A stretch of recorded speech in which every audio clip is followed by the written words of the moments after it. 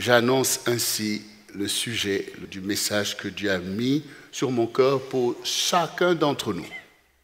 C'est peu que tu sois mon serviteur, dit le Seigneur. C'est peu que tu sois son serviteur, c'est peu que tu sois sa servante.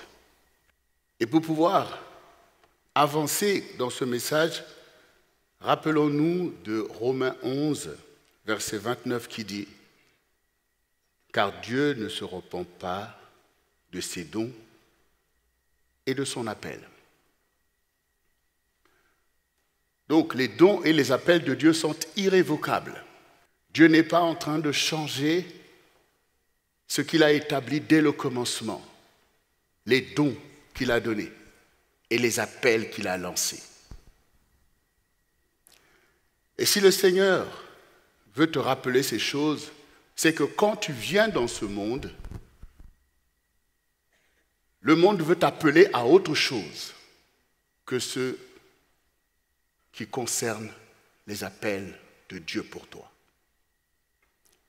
Le monde veut te donner d'autres vocations et souvent tu es pris dans ça. Tu es pris dans les réalités du monde, dans le train-train du quotidien. Tu es pris dans les ambiances, dans les vocations de toutes sortes. Tu te débats au milieu de ça.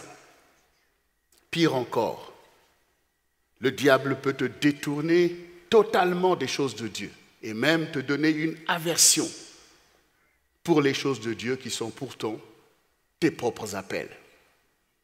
C'est pour ça qu'il y a la perdition.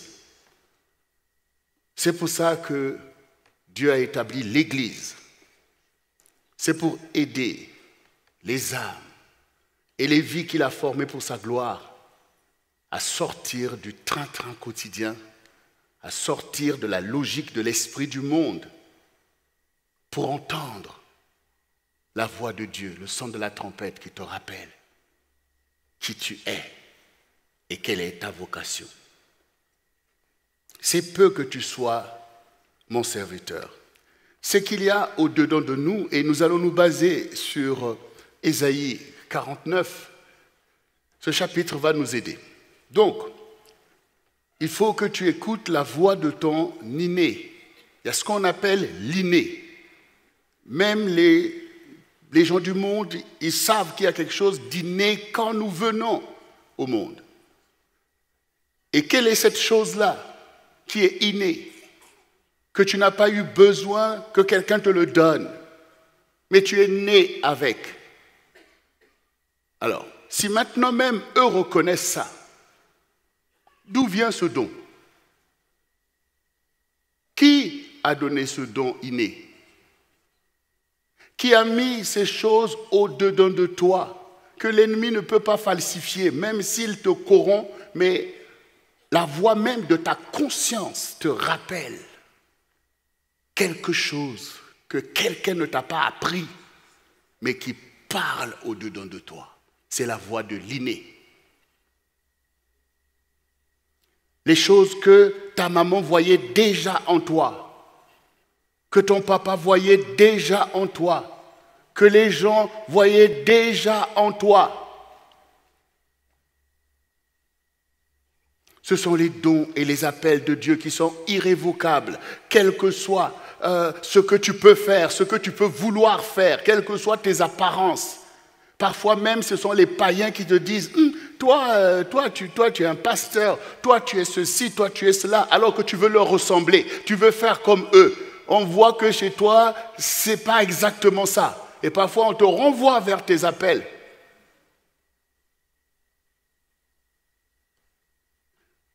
Et malgré que nous pouvons nous retrouver en tant que peuple de Dieu, en tant que serviteurs, servants de Dieu, dans le manque de zèle pour les choses de Dieu, pensant pouvoir même par nos plaintes, par nos prières focalisées sur nous-mêmes, vouloir faire croire à Dieu que mais tu peux changer de plan.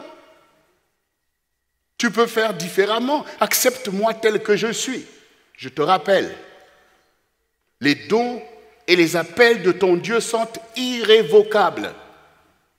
irrévocable, malgré ta rébellion, malgré tes réalités, malgré tes peurs, malgré ta confusion, malgré tes souffrances, malgré tes épreuves. Les dons et les appels de ton Dieu sont irrévocables.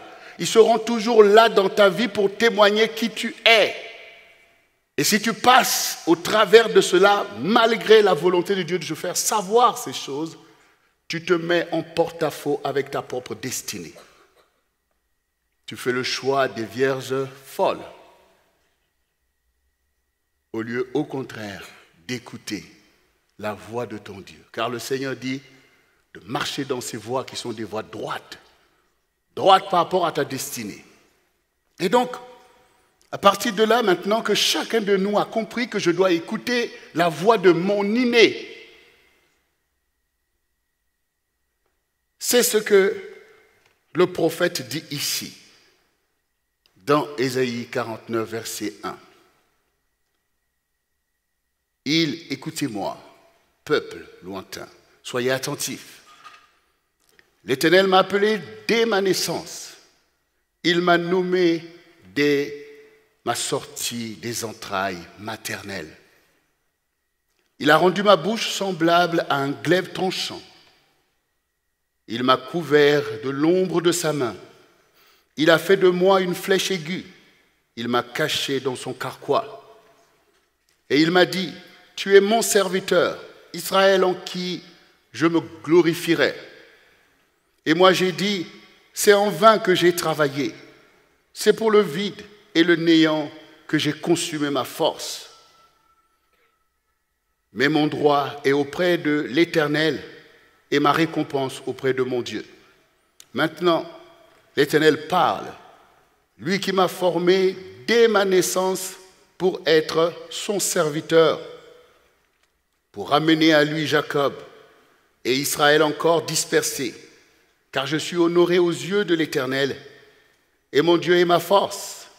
Il dit, c'est peu que tu sois mon serviteur, pour relever les tribus de Jacob et pour ramener les restes d'Israël. Je t'établis pour être la lumière des nations, pour porter mon salut jusqu'aux extrémités de la terre. Ces paroles qui, bien sûr, s'adressent à celui qui est notre emblème, c'est-à-dire le Seigneur Jésus-Christ, le serviteur parfait du Seigneur, dont nous sommes nous-mêmes ses imitateurs. Il est notre modèle. Donc ces paroles s'adressent à chacun de nous. Et aujourd'hui que nous sommes dans ces temps où les temps sont troubles, où on voit cette menace de guerre, d'embrasement, rappelons-nous que les dons et les appels de notre Dieu sont irrévocables. Rappelons-nous des alliances de notre Dieu pour ne pas se fourvoyer nous-mêmes dans nos considérations au mépris de la volonté de Dieu et de sa fidélité. Fais attention à comment tu te positionnes, comment tu juges les choses. Sois fidèle à ton Dieu, à ses alliances, à ses prescriptions, à ses ordonnances. Il t'a enseigné la voie que tu dois suivre. Il t'a enseigné à bénir qui tu dois bénir. Et il t'a aussi enseigné de te détourner des choses qui ne sont pas à la gloire de Dieu. De te méfier des manigances de l'ennemi.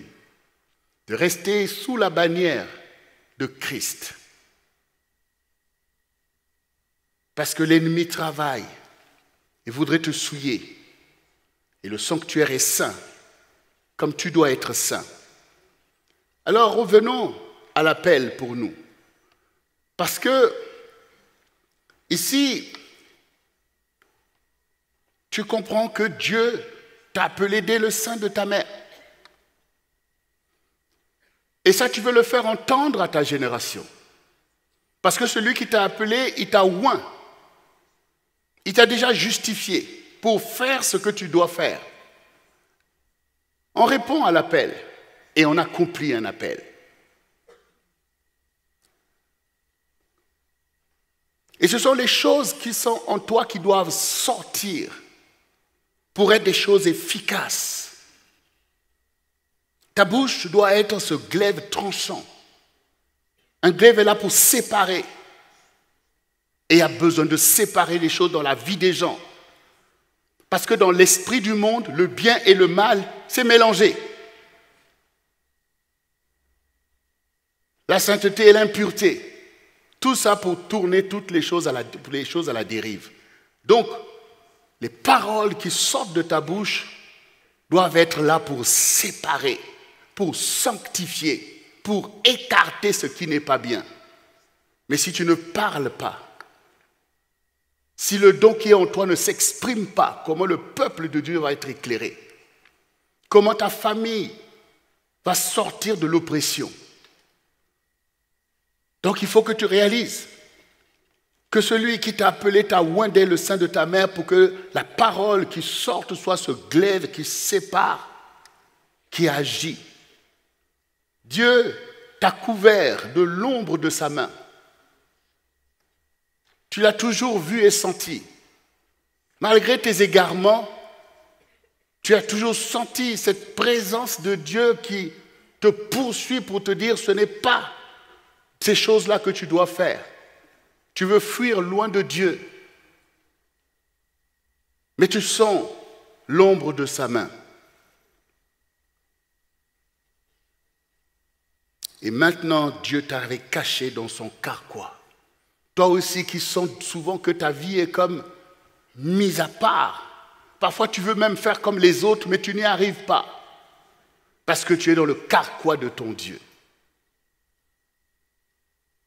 Ces choses s'adressent beaucoup, notamment aux adolescents et même aux enfants, mis à part par Dieu pour des temps qui sont déjà là.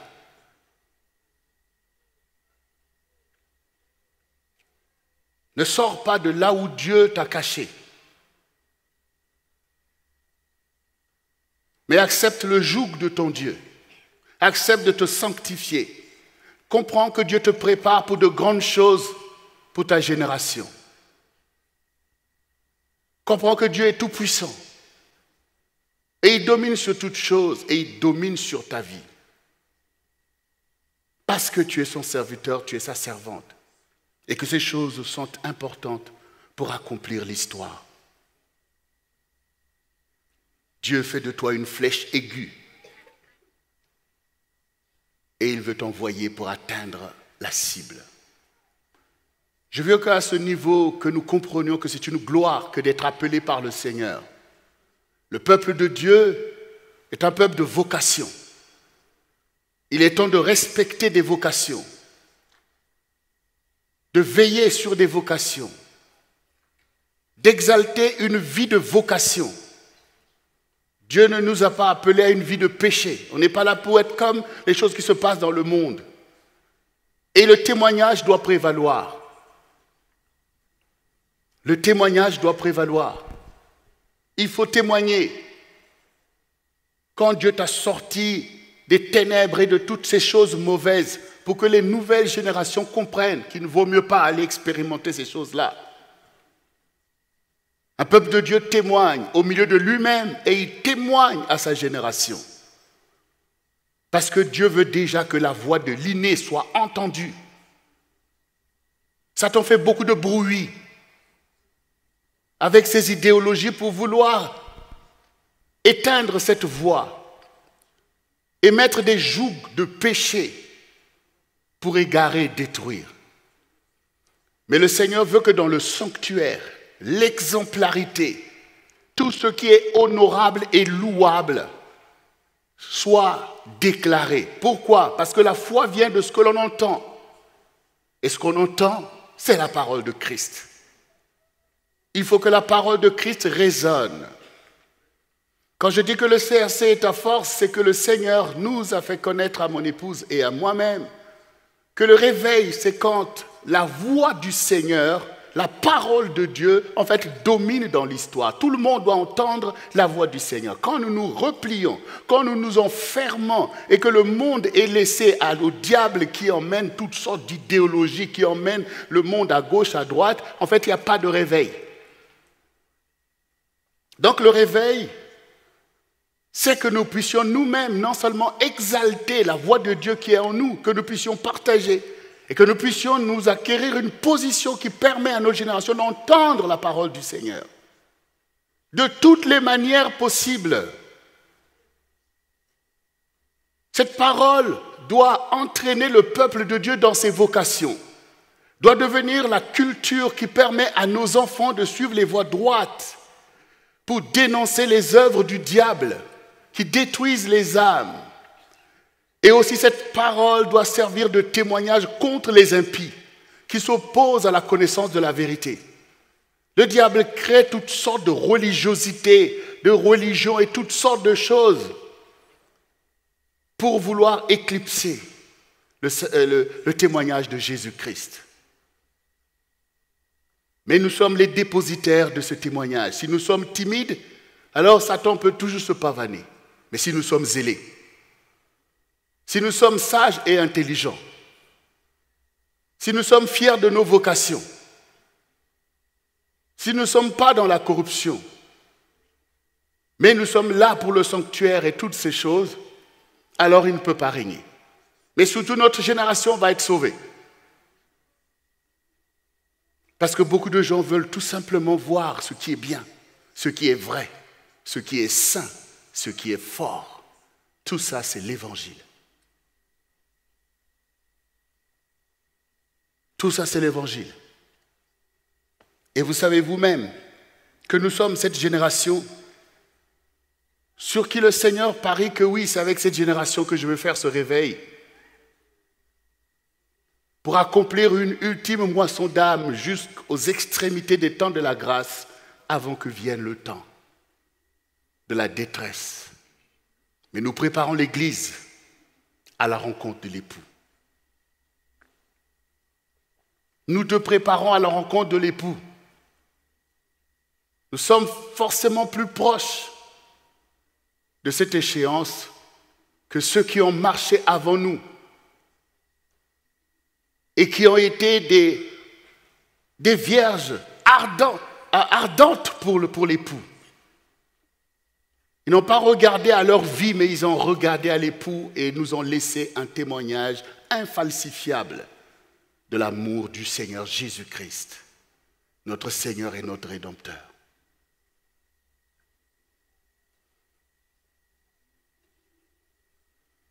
Alors, quand le Seigneur dit « c'est peu que tu sois mon serviteur, c'est peu que tu sois ma servante », ça veut dire quoi? Ça veut dire que, à la base, ce peu doit être le fondement. C'est-à-dire ton appel, prendre conscience de ton appel, de tes dons, ce n'est qu'un fondement, c'est le début. Donc tu ne peux pas tergiverser toute ta vie pour dire est-ce que Dieu m'a appelé, est-ce qu'il ne m'a pas appelé, pour qu'à la fin de ta vie, dire ah, en fait, il m'a appelé. Bon, comme maintenant tu vas apprendre à la fin de ta vie qu'il t'a appelé, donc en fait, tu n'as même pas permis que ce peu, parce que ce n'est que le départ. Dire oui à l'appel, c'est le commencement de l'histoire. Si tu passes toute ta vie à te demander est-ce que Dieu m'a appelé, et donc l'appel, tu ne pourras pas y répondre. Tu ne pourras pas faire les choses qui sont attachées à ton appel.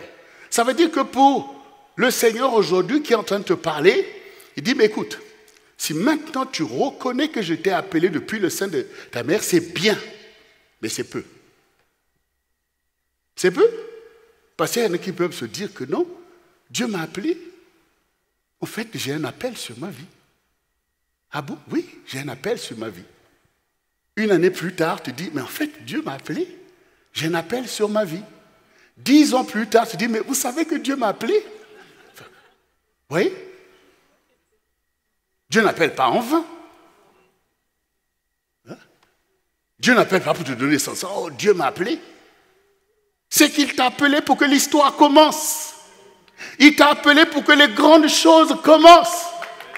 Donc, mais on ne peut pas faire sans ce peu-là, qui est de reconnaître les dons et les appels de ton Dieu dans ta vie comme le fondement de ton témoignage. Parce qu'il nous a appelés pour le témoignage. Répondre à l'appel, c'est rentrer dans l'histoire. L'histoire, c'est ton témoignage. C'est ça que Dieu veut te dire. C'est peu quand tu as réalisé que je suis un serviteur, une servante de Dieu. Mais ce qui est le beaucoup que Dieu veut faire, c'est que toi-même, tu seras la révélation de ton Dieu. Pour être la lumière des nations. Christ en toi, l'espérance de la gloire. Et tout ce que tu vois dans ton histoire, les nations en difficulté, les guerres et toutes ces choses, quand tu vois ces problèmes, tu te dis non, non, non, il faut que j'aille me cacher. C'est terrible, c'est terrible. Mais en fait, Paul le dit si bien, la création tout entière soupire et attend avec un ardent désir la révélation des fils et des filles. Donc ça veut dire que les solutions à tout ce que tu vois sont dans ton appel. C'est dans ton appel que se trouvent les solutions. La situation de ta famille catastrophique, c'est dans ton appel que se trouve la résolution de ces choses. C'est pour ça que le Seigneur dit, c'est peu que tu sois mon serviteur. Parce que je t'envoie pour ramener Jacob. Je t'envoie pour ramener ta maison, pour ramener le peuple français, pour ramener ta génération. Tout est dans cet appel et dans ces vocations. C'est ta vocation. Il faut le réaliser. Et aussi, toi-même, parfois, tu dis, mais c'est en vain. C'est en vain que j'ai travaillé constamment à force. Oui, c'est vrai. Quand vous êtes serviteur, servant de Dieu sur le terrain et que vous êtes intéressé par ces choses, à un moment donné, vous pouvez avoir ce sentiment qu'a eu le prophète, vous dire, mais c'est en vain que je fais tout ça parce que vous voyez la sainteté de Dieu, la gloire de Dieu, la bonté de Dieu d'une part et de l'autre côté, la rébellion du peuple de Dieu, les péchés qui ne s'arrêtent pas, toutes ces choses. Tu te dis, mais à quoi je sers en fait ? Hein? Parfois tu dis, mais c'est en vain tout ça, c'est en vain tout ça, mais après Dieu te reprend et dit, non, non, non, c'est pas en vain en fait. C'est pas en vain. C'est pas en vain. C'est pas en vain. Ben, en fait, pour que vous compreniez que c'est pas en vain, posez-vous la question de savoir, s'il n'y avait pas de serviteurs de Jésus, où serait le monde aujourd'hui? S'il n'y avait pas cet évangile dans ta vie, où serait ta famille aujourd'hui? Et toi-même, tu serais où? Non seulement que le diable t'a déjà fait avaler des couleuvres, mais il t'aurait fait avaler, pire encore. Ce n'est pas en vain. Ce n'est pas en vain. Même les grands de ce monde, les dirigeants, ils savent eux-mêmes que heureusement qu'il y a ces gens-là. Voilà. Eux-mêmes, non seulement qu'ils se votent de péché, mais quand ils voient les péchés que les gens sont capables de dire, ah, c'est effrayant tout ça, il faut au moins que ces gens-là aient prêché Jésus pour pouvoir enlever tout ça, parce que faut réaliser en fait. Il faut réaliser. Donc, toi qui es déjà dans ta vocation, dans ton appel, ne te décourage pas. Ne te décourage pas. Est-ce que ton Seigneur s'est découragé? Jésus, lui qui est saint, c'est-à-dire que quand Jésus arrivait, il voit déjà toutes nos pensées. C'est-à-dire qu'il dit, mais pourquoi vous pensez comme ça? Mais regarde, nous déjà, Dieu nous a protégés de ça. C'est-à-dire que vous imaginez que si, tel que nous sommes, si maintenant là, Dieu veut que je puisse voir toutes vos pensées. Je dis, non, je ferme la Bible puis je rentre chez moi, quoi. C'est terrible. C'est terrible en fait. Une fois, il y avait un de nos enfants ici qui me dit, mais pasteur, moi vraiment, je demande à Dieu que quand j'arrive, que je vois les pensées. Je dis, mais pourquoi tu demandes ça? Tu sais ce que ça veut dire? Tu peux gérer ça. Tu peux gérer ça, que tu rentres chez toi, peut-être ta femme est en train de penser des choses vaines sur toi. Tes enfants, tu fais quoi? Tu te mets en colère, tu fais... Mais enfin, il faut réaliser, il n'y a que le Saint qui peut gérer ça. Il n'y a que le Saint qui peut gérer ça, en fait. Parce que Jésus voit, il dit, Père, pardonne-leur, car ils ne savent ce qu'ils font. Mais toi, si tu savais ce qu'un tel pense, tu allais faire quoi? Tu allais faire quoi, en fait? Tu arrives, la personne est là à penser tout cela. Hein? Toi, je sais ce que tu penses, toi. Toi, tu veux... Alors, ça allait faire multiplier les conflits dans les trucs. Il n'y a qu'un saint que Dieu peut permettre de voir ces choses, pas pour aller chercher les problèmes, mais pour les résoudre. Voilà. Ne sois pas découragé. Et comme disait Pasteur Jocelyne, que ton sanctuaire ne soit pas un sanctuaire vide, un sanctuaire où l'oisiveté règne, mais accomplis ton œuvre. Fais monter tes prières, tes jeûnes. C'est comme ça que le royaume a avancé jusqu'aujourd'hui. Et ça avance. Au-delà de ce que tu vois ou que tu comprends. Quand une graine est semée en terre, tu ne sais pas ce qui se passe là sous la terre. Mais un jour, tu vois, pouf, une plante a poussé. Et laissez les saisons passer et tu verras, oh, un arbre est devant moi. Et quand l'arbre est là, tu peux déjà venir prendre un peu de l'ombre. Et puis un jour, tu dis, oh, je vais aller encore prendre de l'ombre. Tu lèves les yeux, oh, il y a des fleurs, ça sent bon. Et puis un jour, quand tu vois, oh, il y a des petits fruits. Tu veux cueillir, dis, non, non, c'est encore vert, attends.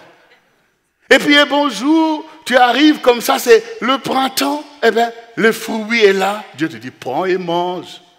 Et donne. Bien-aimé, ce n'est pas en vain que nous servons le Seigneur. Nous devons le servir et d'autres doivent le servir à la vue de notre témoignage. Le Seigneur veut que son salut aille jusqu'aux extrémités de la terre.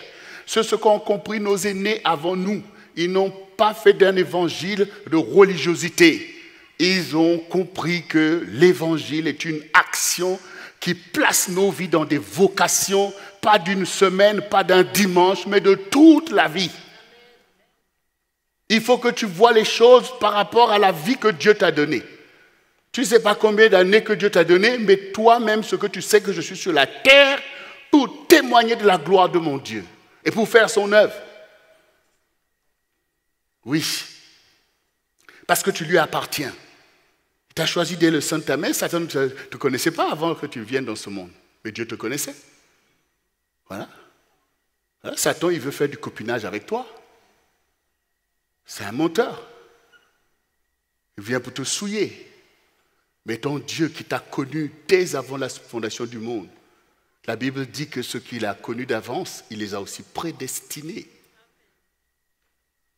à être des frères pour son fils, afin qu'il soit le premier d'un grand nombre de frères. Et ceux qu'il a prédestinés, il les a aussi justifiés. Donc ne laisse jamais le diable te mettre un champ pour dire tu es un pécheur à cause des choses que tu as été emmené à faire quand tu étais dans l'esprit du monde. Il dit non, mais Dieu m'a déjà justifié en fait. En me sauvant, il m'a montré qu'il m'avait choisi dès avant la fondation du monde. Quand j'étais dans l'ignorance, Satan, tu avais profité de moi, mais toutes ces choses n'ont pas réussi à me sortir de ma destinée. Et maintenant, je suis sanctifié et justifié pour faire ce pourquoi je suis né. Et ce pourquoi je suis né, tu vas le voir, ça sera dangereux pour toi. Mais oui, c'est comme ça que Dieu est un Dieu de vengeance. C'est ça que tu dois faire savoir à l'ennemi, que mais non, l'Éternel a gagné en fait. L'Éternel a gagné. L'Éternel a gagné. Ton témoignage va être là pour délivrer beaucoup.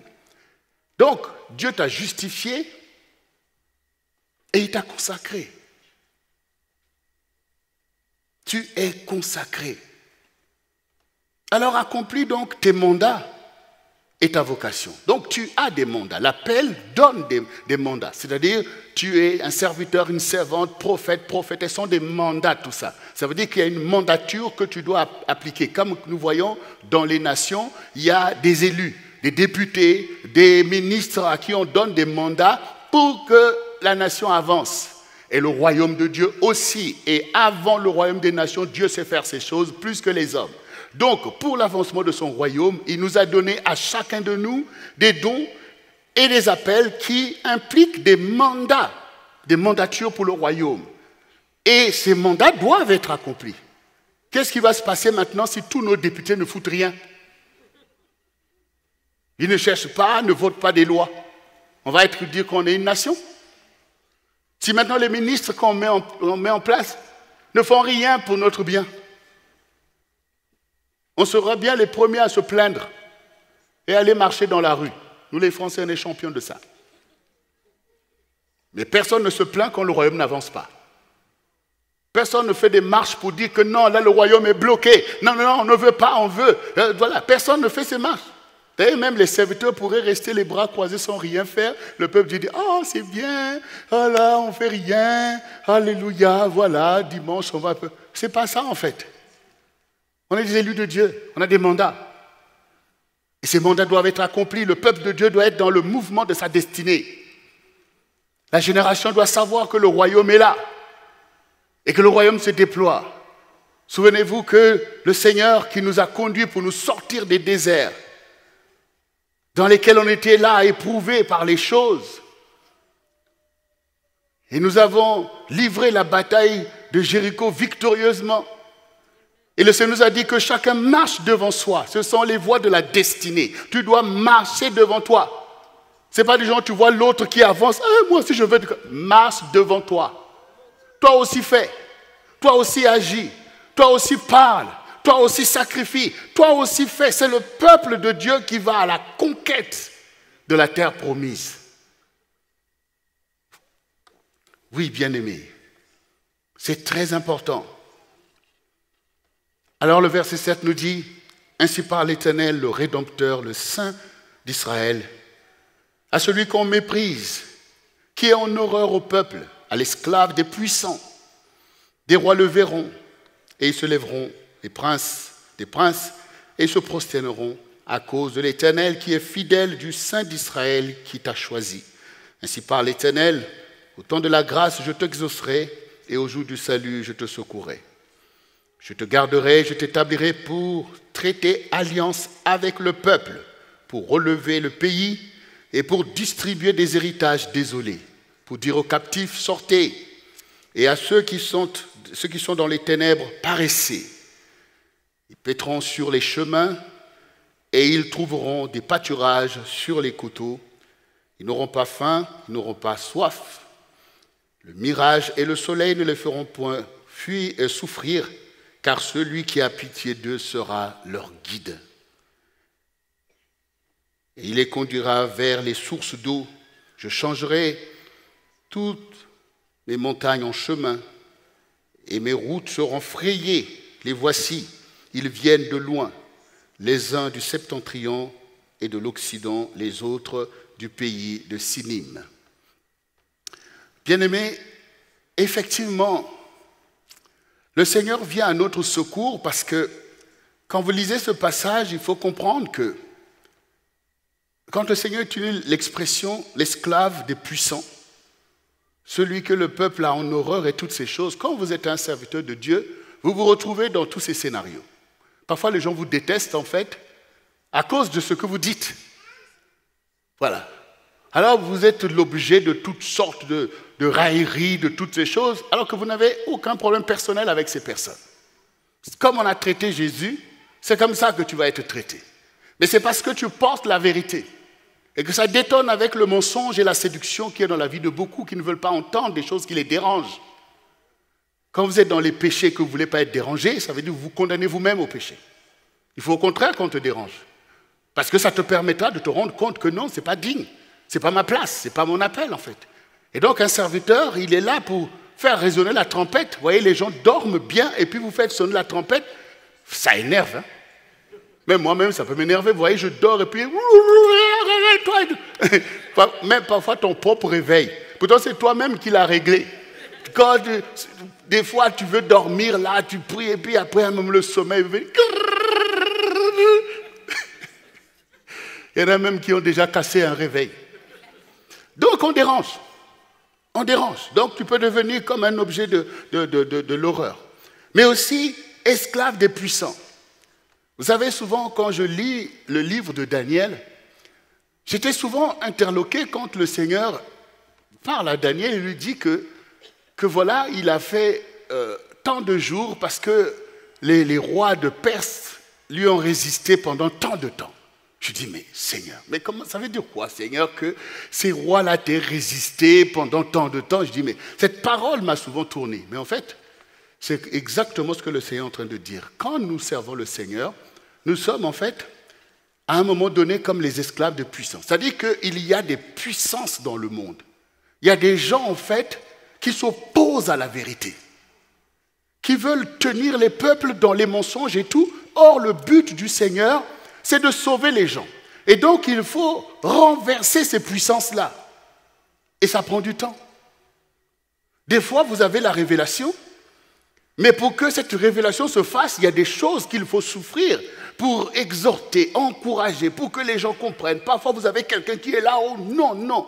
Mais le temps de pouvoir faire un travail spirituel, pour pouvoir, par exemple, les rois des nations, par exemple.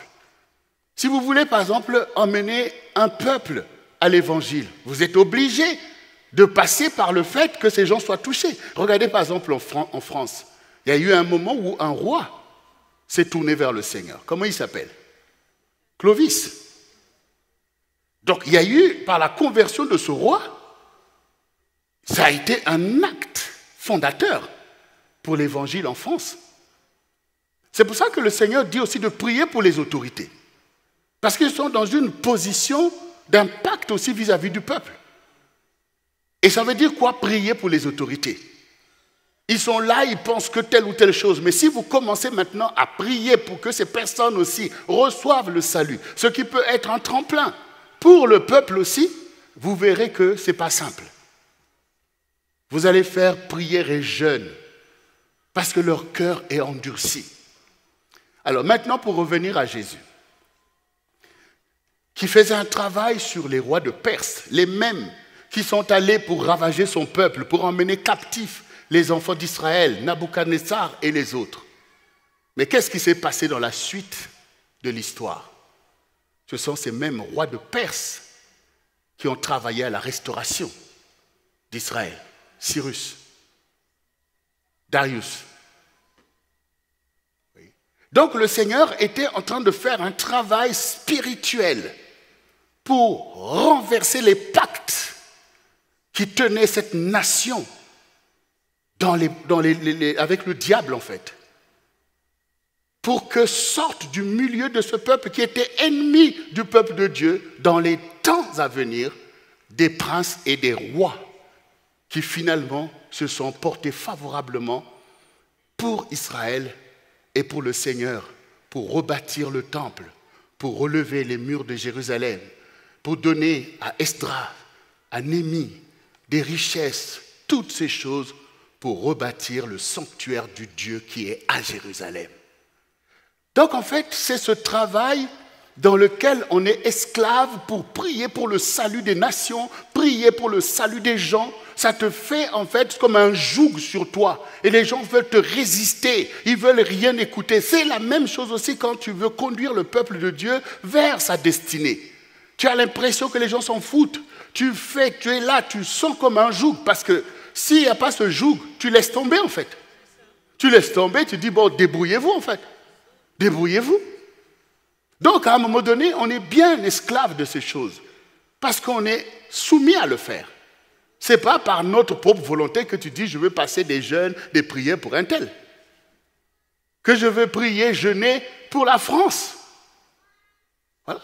Des jeûnes que Dieu a pu nous demander de faire pour ce pays. C'est pas du genre, bon ben moi je me vois, oh là là, j'aime la France, je fais toutes ces choses. Non, c'est le Seigneur qui m'a obligé. Et je me rappelle quand au début on a commencé le ministère, et puis aujourd'hui, alors, le Seigneur nous a dit priez pour la France. On a commencé à prier, oui Seigneur, la France. Après le Seigneur dit, arrêtez-vous. Est-ce que vous aimez la France? Du coup, chacun devait rentrer en lui-même pour voir si on aime. Eh bien, on n'aimait pas. Et puis le Seigneur dit, mais comment vous pouvez prier pour un pays que vous n'aimez pas? Parce que tu veux prier, tu dis des bénédictions. Mais comment tu peux bénir quelque chose que tu n'aimes pas? C'est un contresens. Eh bien, on a dû se repentir. On a dû se repentir. Ça veut dire qu'aujourd'hui, il n'y a pas quelqu'un quelque part qui va venir me dire qu'il aime la France plus que moi. Parce que ça, on va mesurer. Voilà. Que tes ancêtres soient gaulois ou pas. Mais moi, d'ailleurs, à l'école, on disait que nos ancêtres, les Gaulois, non? C'était pour l'amour de la France. Mais oui. Parce qu'aujourd'hui, ce qu'on est en train de faire, C'est pour l'amour de ce pays. Et ceux qui sont vrais et honnêtes, ils peuvent le reconnaître. Il y a des gens qui foutent rien pour la France. Ils profitent de la France. Ils foutent rien pour la France. Et beaucoup d'autres qui livrent la France à Satan. Ils sont toujours enclins à des dieux étrangers à ce pays. Et quand ils voient des gens qui prient pour la France, qui prient pour les jeunes, qui prient pour qu'il y ait un avenir, ils veulent nous mépriser. Ce sont des impies. Mais nous, on est des vrais Français. Ah ben oui, et on est fiers. Vive la France. Ouais. Oui. C'est ça. Il faut dire la vérité. Voilà. Il faut dire la vérité en fait. Il ne faut pas laisser Satan faire la zizanie. Dieu sait. Et on est là pour le réveil de la France. La France vivra. Parce que Dieu aime la France. Parce que si nous, on ne dit rien, il y aura d'autres voix qui vont parler et ce n'est pas la vérité et ce n'est pas ce qui est bien. Voilà. Chaque nation a une histoire. Mais nous sommes les gens de l'histoire d'aujourd'hui. Dieu veut un grand réveil en France. Et ce réveil, on va le vivre. Inscris-toi dans ça pour ne pas être à côté de l'histoire. C'est pour ça que Dieu t'a placé là ou que tu es né ici, peu importe. Peu importe. Alors le Seigneur qui voit toutes les choses que nous souffrons pour l'avancement du royaume, pour les autres, parce qu'il n'y a pas de plus grand amour que de donner sa vie pour ceux que l'on aime. Notre récompense est auprès du Seigneur. Et c'est pour ça que le Seigneur dit, au temps convenable, au temps de la grâce, je t'exaucerai. Au jour du salut, je te secourrai. Ça dit que Dieu travaille à nous exaucer. Mais c'est quand Dieu travaille, ça veut dire qu'il y a des moments où tu vois que c'est dur, c'est compliqué, mais Dieu travaille pour t'exaucer. Ça veut dire que toutes ces choses que tu aspires, ce que tu veux pour toi, pour la France, toutes ces choses, Dieu travaille à les exaucer. Parce que c'est là l'héritage qu'il a préparé pour toi. Mais il y a un temps pour ça. Il y a un temps pour que ton sacrifice soit fait et connu de tous. Il y a un temps pour que tes épreuves soient vues et connues de tous. Il y a un temps pour qu'il te forme pour ta destinée, pour te délivrer de l'esprit du monde, pour te délivrer de tous les péchés du monde qui étaient venus sur toi par la culture, par toutes sortes de choses, où maintenant la connaissance et la crainte de ton Dieu est au milieu de toi. C'est ça le temps convenable. Le temps où tu as écouté la voix de ton inné, le temps où maintenant le Seigneur est tout pour toi, c'est le temps de ton exaucement. C'est le temps de la grâce pour toi. Nous sommes dans ces choses, bien-aimés. Nous sommes l'Église, nous sommes dans ces choses. C'est pourquoi ne doutez pas de l'avenir, ne doutez pas des projets de Dieu. Ne soyez pas comme ça parce qu'on est là dans nos challenges. Il y a un temps pour que le Seigneur fasse ces choses. Il ne nous laissera pas dans les mirages, dans des choses, mais il nous conduit vers des sources d'eau, nous et nos maisons, nos familles et tous nos bien-aimés. Alors, bien-aimés, il faut que tu reçoives le saint héritage de la bénédiction. Et le verset 13 qui nous dit « Cieux, réjouissez-vous, terre, soit dans l'allégresse, montagne, éclatez en cris de joie, car l'Éternel console son peuple, il a pitié de ses malheureux. » Sion disait, l'Éternel m'abandonne, le Seigneur m'oublie. Une femme oublie-t-elle l'enfant qu'elle allait? N'a-t-elle pas pitié du fruit de ses entrailles? Quand elle l'oublierait, moi je ne t'oublierai point. Voici, je t'ai gravé sur mes mains. Tes murs sont toujours devant mes yeux. Tes fils accourent. Ceux qui t'avaient détruit et ravagé sortiront du milieu de toi. Porte tes yeux alentour et regarde. Tous y s'assemblent, ils viennent vers toi. Je suis vivant, dit l'Éternel. Tu les revêts tous comme une parure. Tu les revêtiras tous comme une parure. Tu t'enceindras